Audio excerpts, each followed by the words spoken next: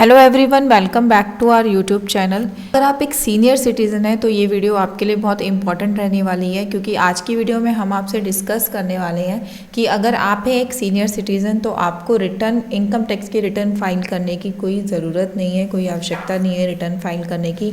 वो कैसे, वो अब हम इस वीडियो में आपको बताएंगे। सो आइए वीडियो को स्टार्ट करते हैं। Section 194P was inserted in Income Tax Act 1961 by the Finance Act 2021। Finance act 2021 में गवर्नमेंट ने एक नया सेक्शन लाया, दैट इज सेक्शन 194P। इस सेक्शन का क्या बेनिफिट है?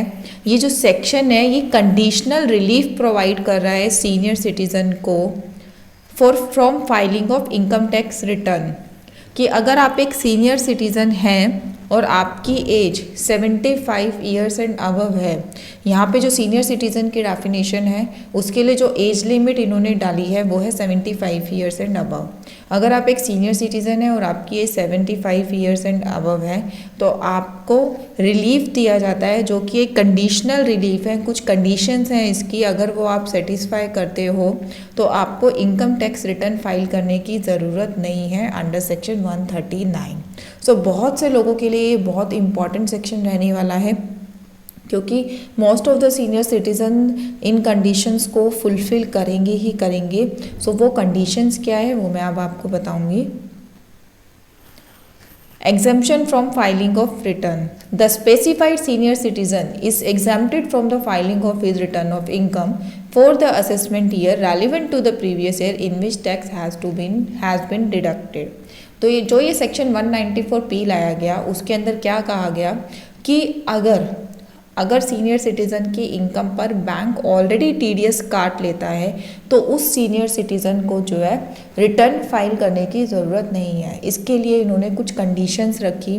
कंडीशंस क्या थी? An individual being a resident in India. सबसे पहले तो जो सीनियर सिटीज़न है वो रेजिडेंट इन इंडिया होना चाहिए।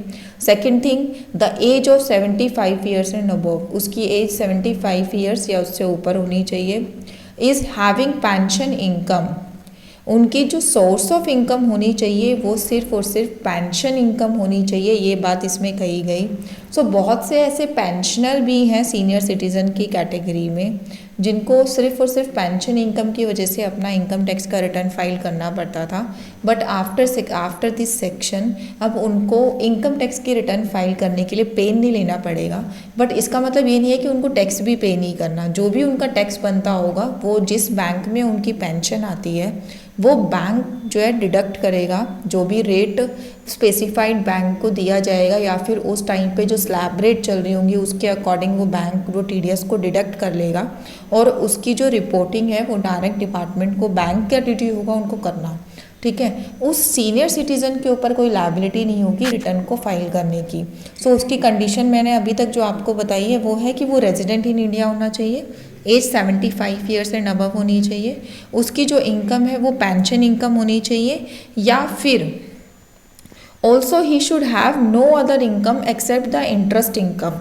जो उसका पेंशन अकाउंट है उसके ऊपर उसको इंटरेस्ट इनकम भी आ रही होगी, या फिर उसी अकाउंट में या उसी बैंक में उसने कोई फिक्स डिपॉजिट अपना करवा रखा है।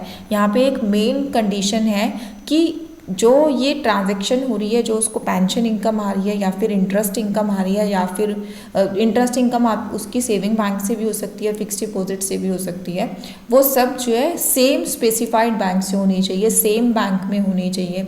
ठीक है, और उसके बाद he has furnished a declaration to the specified bank containing such particular in the prescribed form and verified in the prescribed manner. Accordingly, CBDT has inserted Rule 26D to prescribe the form and manner. इसके लिए उसको senior citizen को क्या करना होगा? Bank में एक declaration देनी होगी। वो जो डिक्लेरेशन देनी होती है वो देनी होती है फॉर्म नंबर 12BB ए में। इस डिक्लेरेशन में सीनियर सिटीज़न को मेंशन करना होगा कि उसकी टोटल इनकम कितनी है, या फिर अगर किसी और सोर्स से इनकम है या नहीं है वो सब उसको जो है उसमें डालनी होगी। उसकी चैप्टर 6A जो ATC की रिडक्शन हम लोग अवेल करते हैं वो कितनी है, और सेक्शन 87A की रिबेट उसको उसमें मेंशन करनी होगी फॉर्म में, और बैंक को वो डिक्लेरेशन देनी होगी कि ये मेरा जो है डिक्लेरेशन है, इनकम का डिक्लेरेशन है, उस डिक्लेरेशन के अकॉर्डिंग बैंक उस इंडिविजुअल का, उस सीनियर सिटीज़न का टीडीएस कैलकुलेट करेगा। टीडीएस कैलकुलेट करने के लिए बैंक जितना भी उसको पेंशन का इनकम हो रहा है, इंटरेस्ट का इनकम हो रहा है, फिर उसमें से जो उसने अपनी डिक्लेरेशन में एटीसी का रिबेट मांगा है वो देगा, प्लस जो उसको रिबेट मिलनी चाहिए 87A के अकॉर्डिंग जो भी स्टैंडर्ड डिडक्शन चल रही है वो सब रिबेट देके जितना भी उसका टैक्स बनता है उस टाइम पे जो स्पेसिफाइड रेट चल रहे हैं टीडीएस के, या फिर बैंक के टाइम टू टाइम रूल्स आते हैं टीडीएस रेट के, या फिर ऐसा भी हो सकता है कि जितना उसका टैक्स बनता है उतना ही टीडीएस बैंक को कट करके उसकी इनकम में से आगे डिपार्टमेंट को जमा कराना है। तो उस सीनियर सिटीज़न को अपनी उस इनकम के ऊपर जो है फर्दर अपनी इनकम टैक्स की रिटर्न भर के डिक्लेरेशन नहीं देनी होगी, टैक्स उसका ऑलरेडी बैंक के थ्रू डिडक्ट हो जाएगा।